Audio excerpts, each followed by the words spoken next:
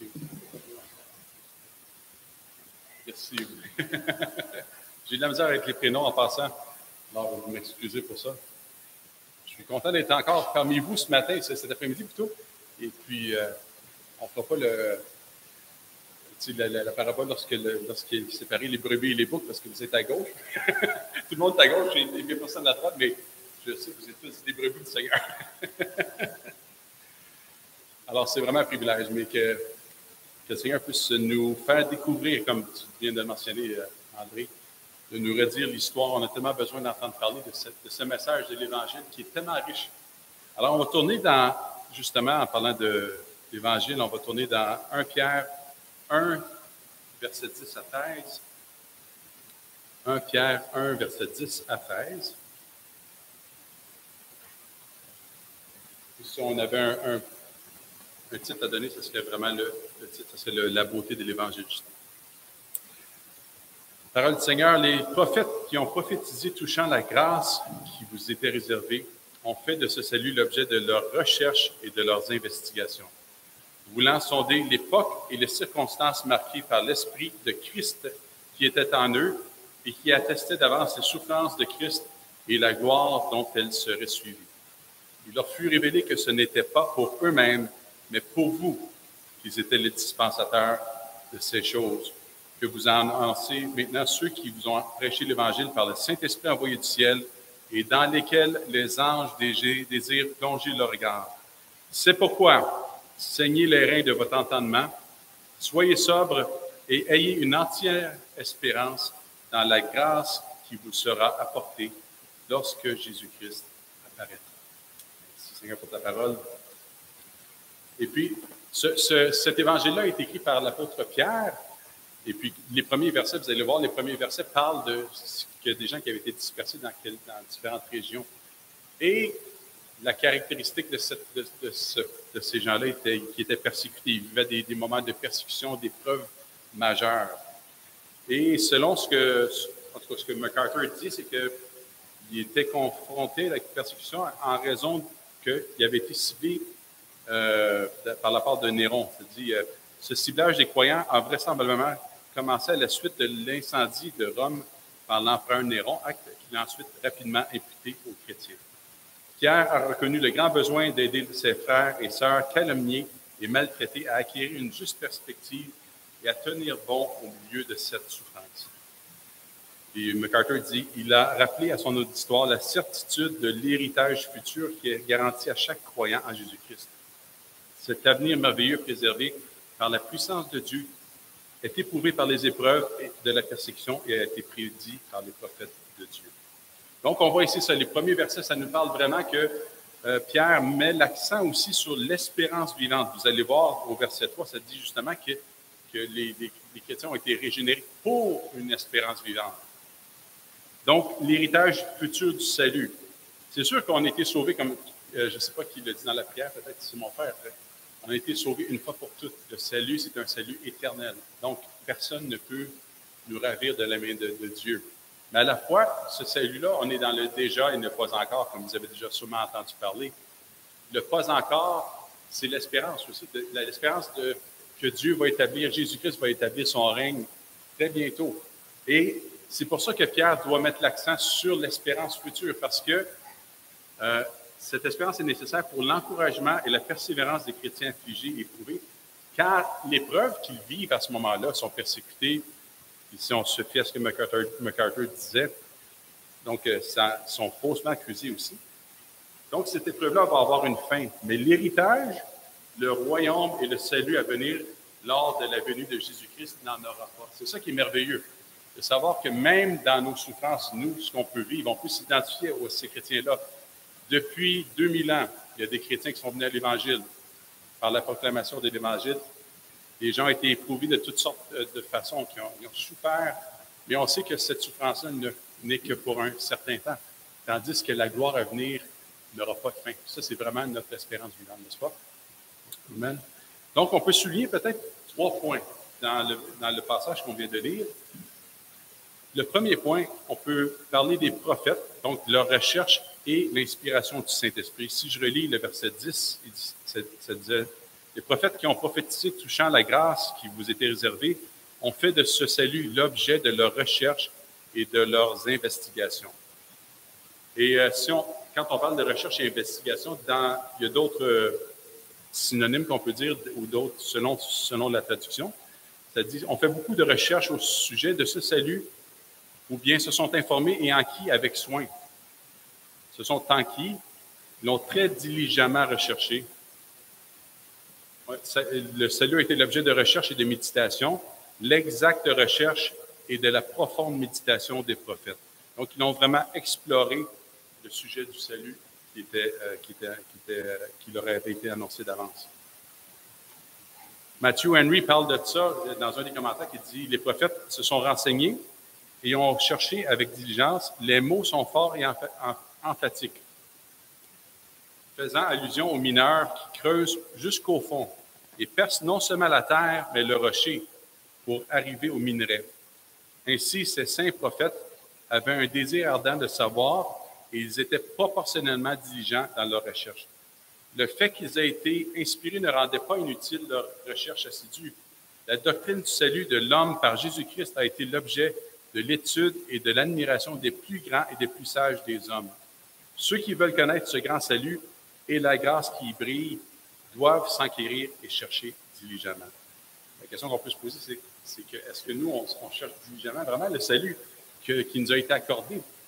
Et puis, si les prophètes l'ont fait, bien, à plus forte raison, nous aussi, on doit le faire aussi. Ce qui est merveilleux, c'est de savoir que les prophètes ont annoncé quelque chose qui, dans le fond, sous l'inspiration du Saint-Esprit, mais ces choses-là les dépassaient leur entendement, d'où la preuve qu'ils étaient inspirés par le Saint-Esprit. Donc, ils ont annoncé quelque chose qu'ils ne comprenaient pas tout à fait. Alors, c'est ça. Ces prophètes-là ont dû chercher, toujours sous l'inspiration de l'Esprit de Dieu, plus spécifiquement dans le passage qui nous intéresse ici, c'est l'Esprit de Christ. Ils ont mené leur recherche, leur méditation pour en arriver à comprendre et saisir ce qu'ils ont prophétisé. Par conséquent, leur recherche n'était pas hors de la conduite par le Saint-Esprit. Parfois, on a l'impression, des fois, on dit, étudier ou bien faire des recherches dans l'Écriture, non, c'est pas vrai. Ça fait partie même, poussé par le Saint-Esprit, puis aussi sous la direction du Saint-Esprit, on peut faire l'étude des passages des Écritures qu'on peut s'apercevoir, comme on mentionnait tantôt, retirer des trésors, retirer des pierres précieuses, mais ça prend souvent de la recherche. Il y a un aspect qui est méditatif dans la parole de Dieu, où on va se présenter devant nous, on va lire la parole, on va tout simplement communier avec le Seigneur, mais il y a un aspect vraiment de recherche qui nous permet de découvrir vraiment les profondeurs de son salut. Donc, par conséquent, comme je disais tantôt, la recherche n'était pas hors de la conduite par le Saint-Esprit. Il ne faut pas créer une dichotomie. L'un va avec l'autre, la conduite par le Saint-Esprit et la recherche. Est-ce que ça vous rappelle quelqu'un qui a écrit un livre dans le Nouveau Testament qui a parlé justement des recherches qu'il a faites pour écrire? Luc, c'est ça exactement, oui. Luc, lorsqu'il dit dans les premiers versets, il dit « m'a semblé bon, après avoir fait des recherches exactes sur toutes ces choses depuis l'origine, de te les exposer par écrit d'une manière suivie, afin que tu reconnaisses la certitude des enseignements que tu as reçus. » Donc, Luc, s'il le fait, on considère que l'évangile de Luc est inspiré, mais ça n'a pas fait en sorte que les recherches qu'il a faites étaient hors du contrôle du Saint-Esprit. Au contraire. Alors, ça devrait nous encourager, nous autres aussi, à faire de même aussi.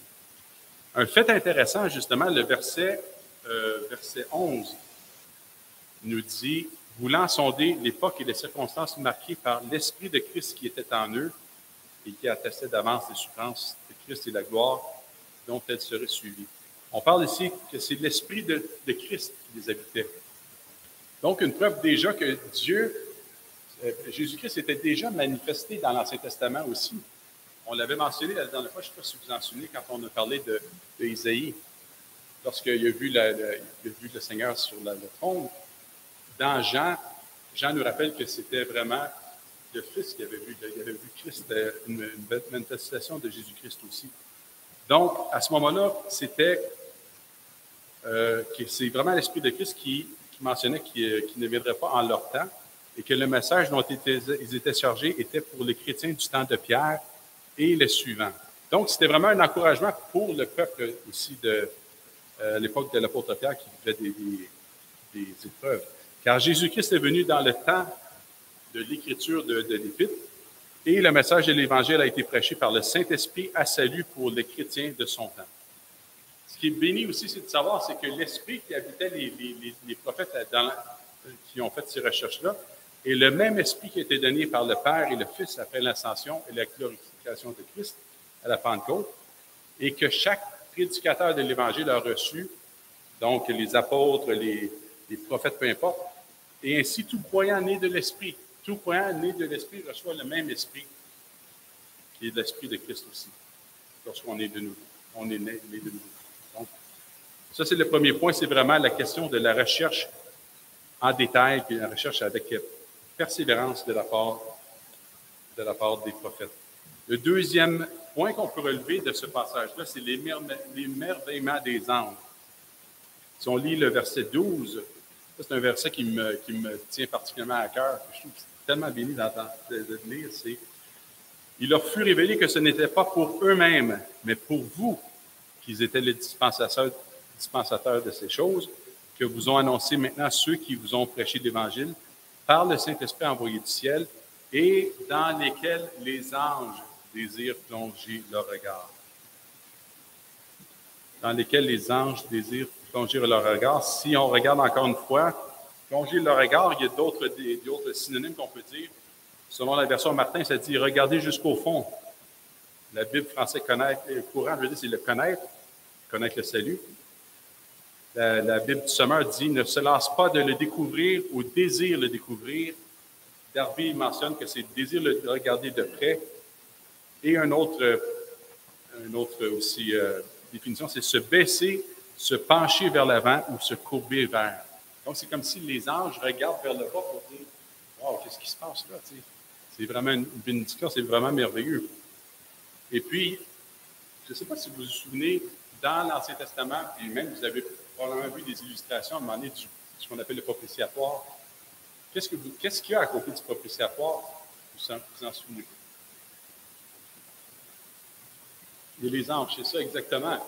C'est vraiment une bonne illustration. Fait que on voit les anges avec les ailes, chacun de leur côté. C'est comme s'ils sont vraiment penchés vers le propitiatoire également. Puis c'est ce que Jameson, Fawcett et Brown mentionnent. Ça dit que de même que les chérubins se tenaient penchés sur le propitiatoire, emblème de la rédemption dans le lieu plus saint, le plus saint plutôt, de même les anges contemplent et désirent pénétrer dans les profondeurs du grand mystère de la piété, Dieu manifesté dans la chair, justifié par l'Esprit, vu des anges, prêché aux gentils, cru dans le monde, élevé dans la gloire.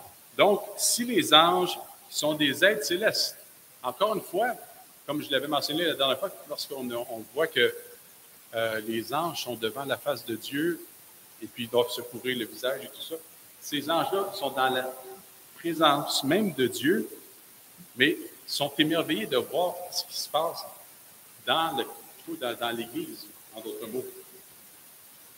Donc, s'ils se penchent vers l'avant, ils ne se lassent pas de découvrir de connaître le salut. Ça veut dire qu'il y a vraiment la beauté dans le salut qui est inclus dans ce salut-là. Il y a aussi la grandeur qui se trouve dans le salut. On peut s'apercevoir aussi qu'ils ne sont pas l'objet de cette grâce, puisque eux autres même se penchent pour l'admirer. Ils sont obligés de regarder ailleurs. C'est-à-dire, le salut se passe là, mais dans le fond, pour eux autres, c'est quelque chose qui est encore à découvrir. Puis ils se penchent parce que ce trésor est immense et inépuisable. Il y a tellement de choses à découvrir dans le salut que le Seigneur a accordé, puis l'œuvre de Christ aussi. Matthieu 13, versets 44 à 46, ça parle justement du royaume des cieux qui est encore semblable à un trésor caché dans un champ. L'homme qui l'a trouvé le cache, et dans sa joie, il va vendre tout ce qu'il a et achète ce champ. Un autre des paraboles, le royaume des cieux est encore semblable à un marchand qui cherche de belles perles. Il a trouvé une perle de grand prix. Et il est allé vendre tout ce qu'il avait et il l'a acheté. Un autre passage qui nous parle vraiment aussi, juste en passant, on parle qu'il y a tellement de choses qui est à découvrir. C'est comme un trésor, vraiment. Colossiens chapitre 2, versets 2 et 3, ça dit « Afin qu'ils aient le cœur rempli de consolation, qu'ils soient unis dans la charité et enrichis d'une pleine intelligence pour connaître le mystère de Dieu, savoir Christ. » Le verset 3 dit « Mystère dans lequel sont cachés tous les trésors de la sagesse et de la science. » Juste pour lancer un petit peu une petite question pour vous. Quelles sont les caractéristiques d'un trésor? Juste comme ça, là, juste quelques idées. Oui, les trésors sont rares, oui, parfait. Donc, ça suscite l'admiration aussi, ça suscite l'intérêt. Oui, une certaine convoitise, effectivement. OK. Qu'est-ce que ça suscite en nous aussi? L'émerveillement, oui, très bien. L'admiration, découverte. C'est vraiment une comparaison boiteuse, là, comparé à Jésus-Christ avec son œuvre. Okay, un trésor, c'est sûr qu'on peut découvrir toutes sortes de choses et puiser, mais si on dit que tous les trésors de la sagesse et de la science sont cachés ou sont placés en Jésus-Christ, ça veut dire qu'il y a tellement de choses à découvrir. Je pense qu'on doit redécouvrir l'aspect de l'émerveillement aussi dans nos vies. C'est tellement important. Et malheureusement, si vous êtes comme moi, on devient parfois un peu familier avec l'œuvre de Dieu, avec ce que Dieu a fait, puis même avec notre relation avec le Seigneur Jésus-Christ.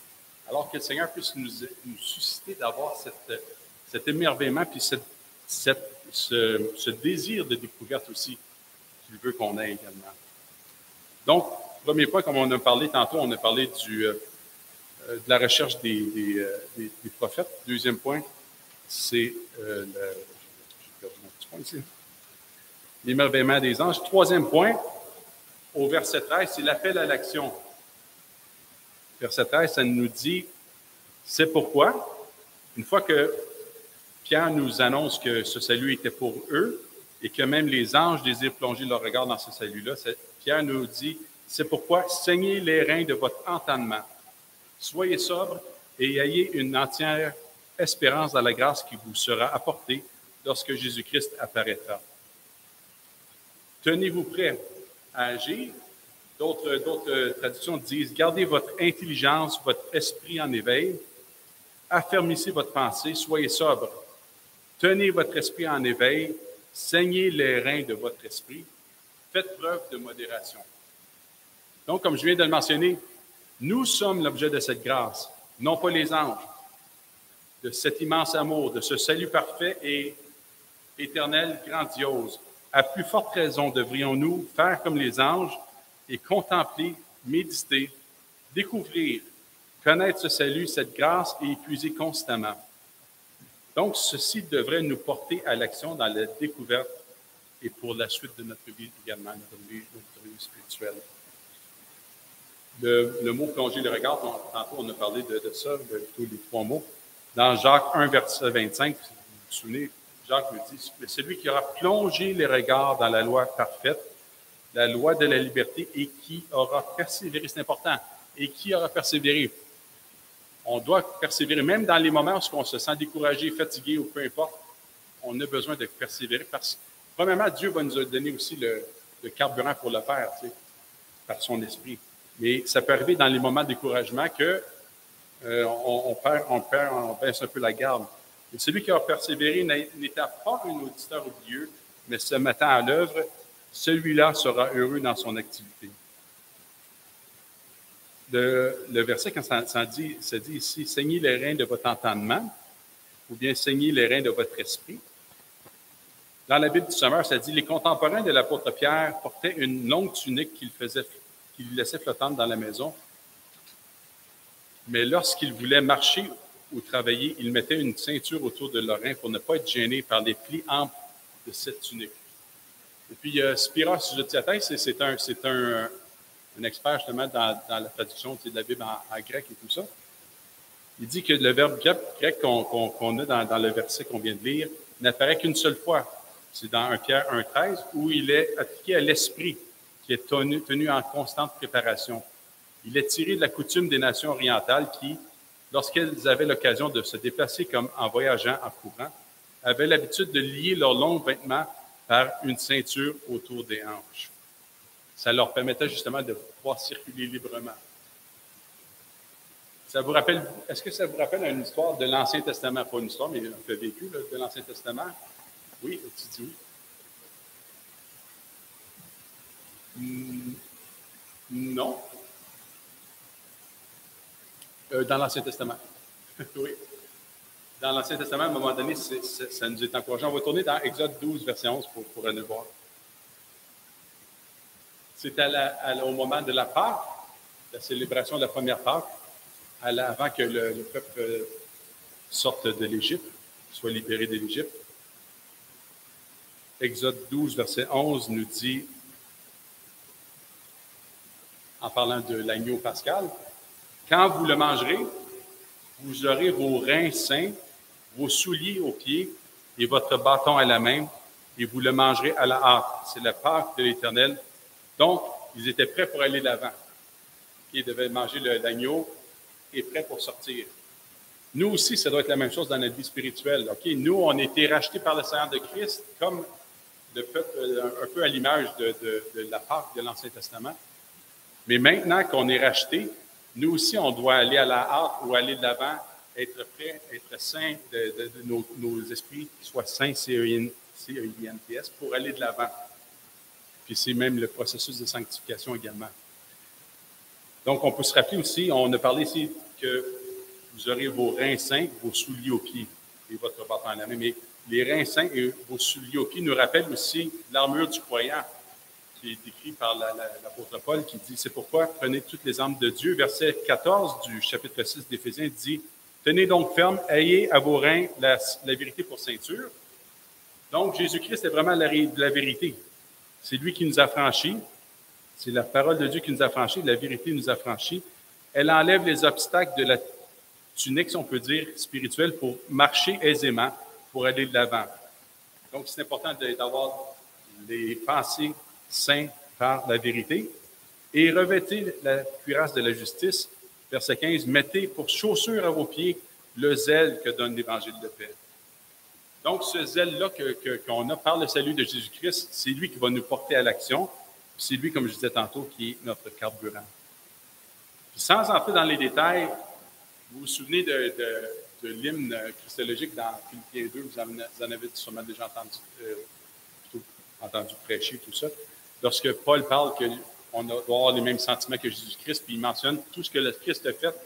Il est mort, il est descendu jusqu'à la mort, comme la mort de la croix et tout ça, puis il a été élevé. Donc, l'apôtre Paul mentionne le salut qui a été manifesté en Jésus-Christ avant de dire quoi faire par la suite.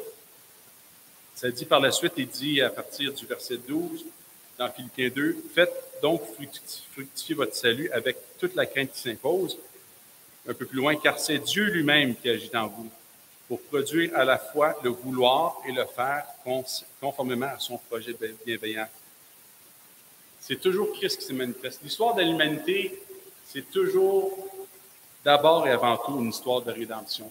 C'est sûr qu'il y a toutes sortes de choses qui se passent autour de nous dans le monde et tout ça, mais en bout de ligne, c'est vraiment l'histoire de la rédemption. C'est l'histoire du peuple de Dieu, de ses rachetés aussi. Dès la création, Dieu se manifeste à l'homme.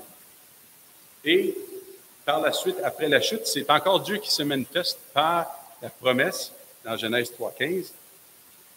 Donc, que Dieu va révéler de plus en plus clairement jusqu'à la venue de Christ. L'œuvre de Dieu qui a été révélée en Jésus-Christ nous est révélée avant qu'on puisse agir. Donc, c'est ça qui va nous donner la vie, la joie, la reconnaissance et la persévérance à aller de l'avant. Tantôt, vous vous rappelez, on a parlé dans Colossiens 2, versets 2 et 3, on disait que tous les trésors de la sagesse sont cachés en Jésus-Christ. Nous, notre responsabilité, c'est vraiment de découvrir Christ et son œuvre de salut, l'Évangile.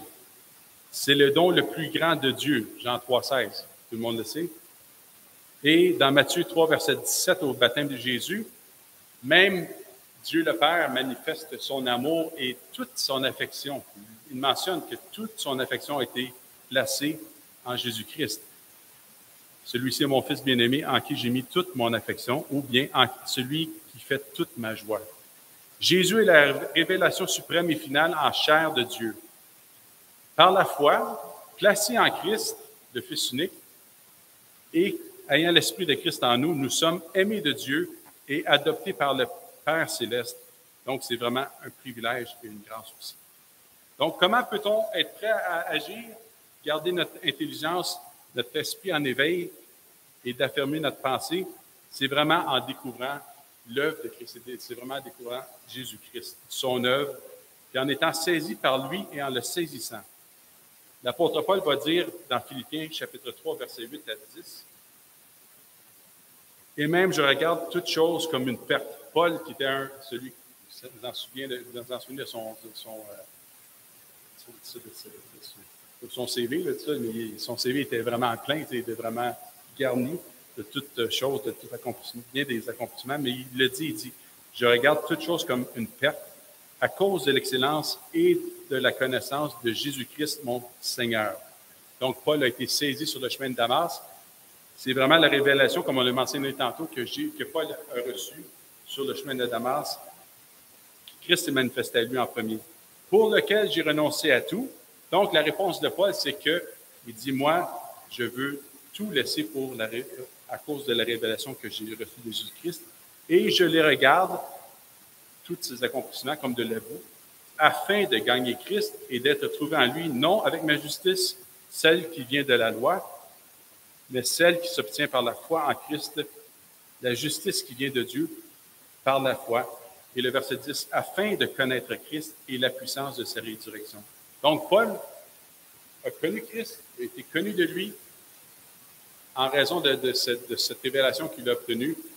Il désire tout laisser, mais par la suite, il veut continuer parce que la course n'est pas terminée. Il veut aller jusqu'au bout afin de connaître Christ encore une fois. On peut le découvrir de plus en plus et la puissance de sa résurrection.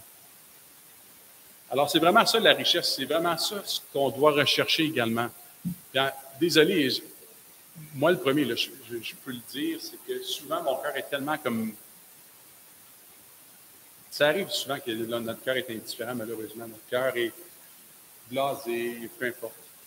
Et puis, ça c'est un peu un exemple que Pasteur Jeff disait, on amène les gens, justement, mettons, en mission. Lorsqu'ils reviennent ici, ils ne disent plus, on n'a rien à manger quand le tributaire est plein.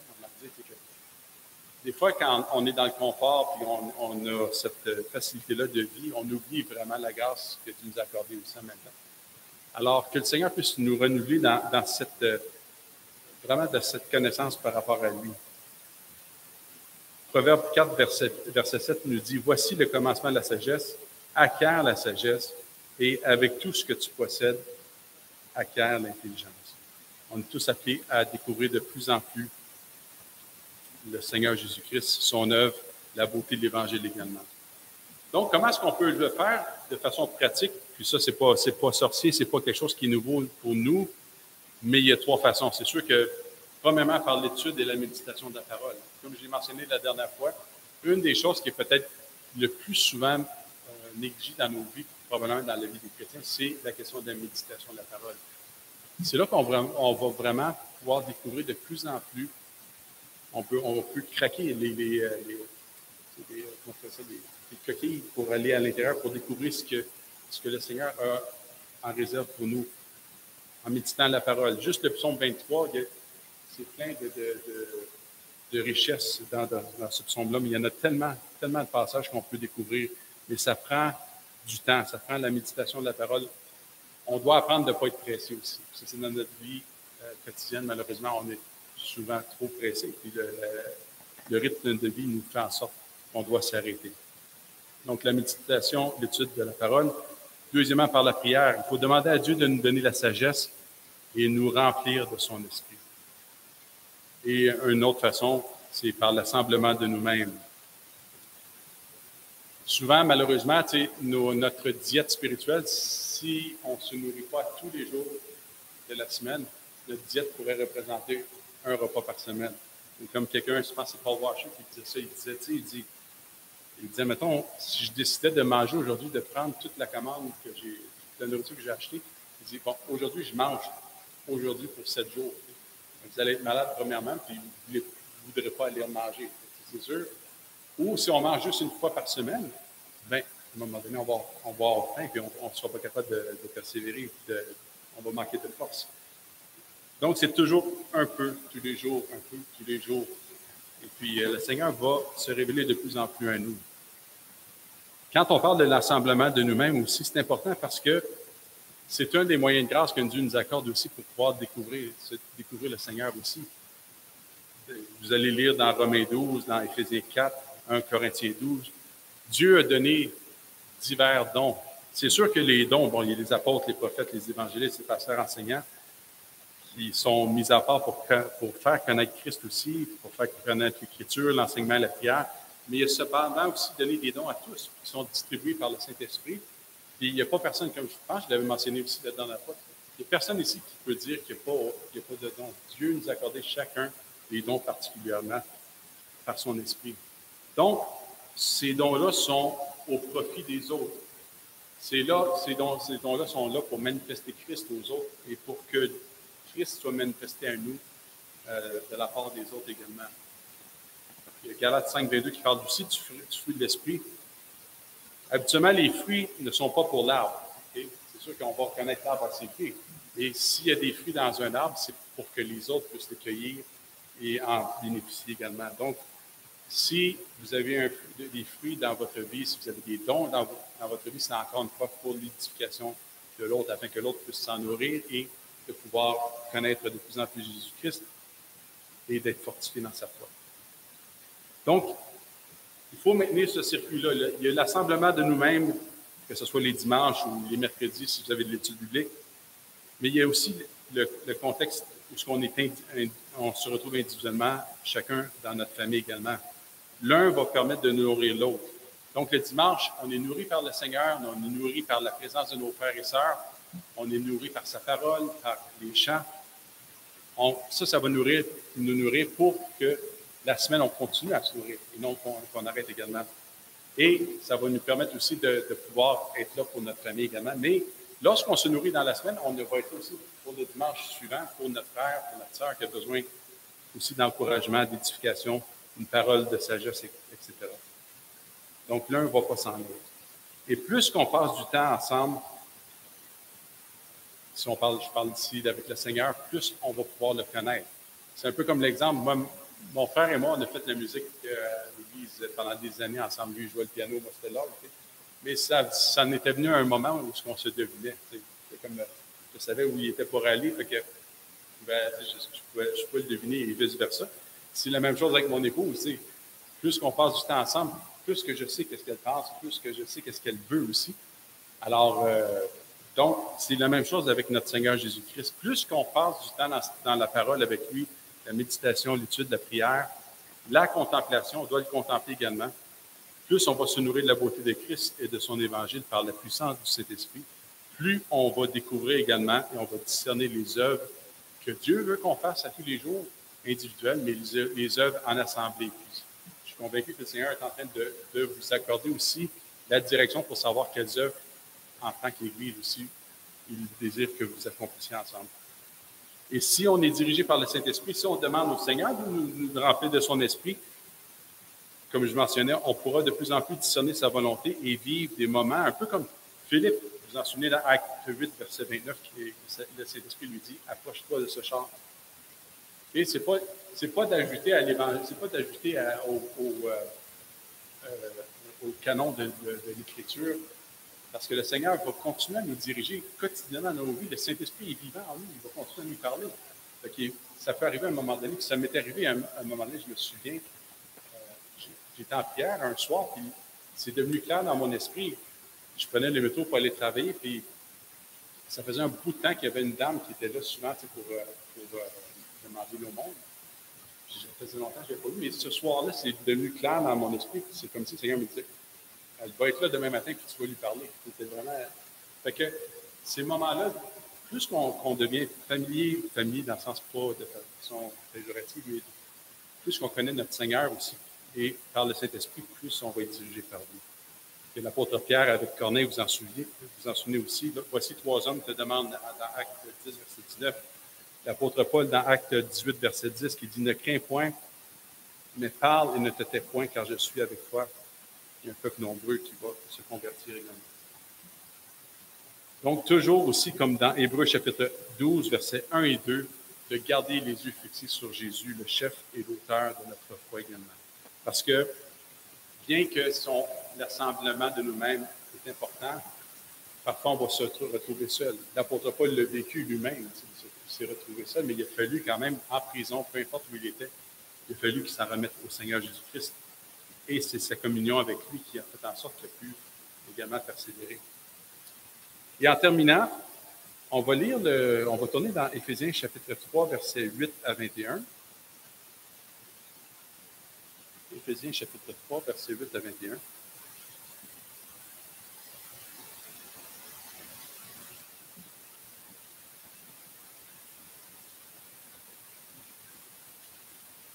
C'est vraiment un merveilleux passage, puis l'apôtre Paul qui termine avec une doxologie en terminant, mais c'est tellement béni.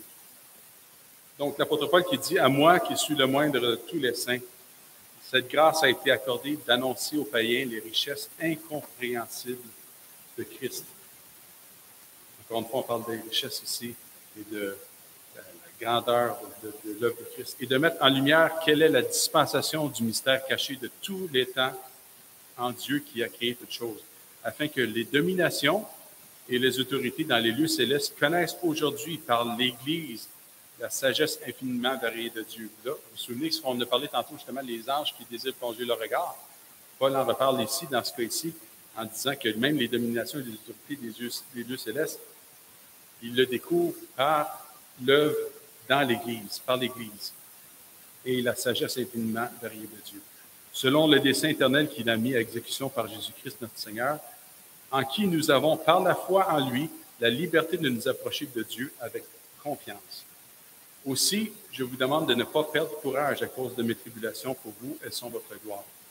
Et là, ici, l'apôtre Paul qui termine en disant, à cause de cela, je fléchis les genoux devant le Père, duquel tire son nom toute famille dans les cieux et sur la terre, afin qu'il nous donne, qu'il vous donne, selon la richesse de sa gloire, d'être puissamment fortifiés par son esprit dans l'homme intérieur, en sorte que Christ, encore une fois, c'est ce que les anges admirent aussi, que Christ habite dans vos cœurs par la foi, afin qu'étant enraciné et fondé dans l'amour, vous puissiez comprendre avec tous les saints quelle est la largeur, la longueur, la profondeur, la hauteur, et de connaître l'amour de Christ qui surpasse toute connaissance, en sorte que vous soyez remplis jusqu'à toute la plénitude de Dieu.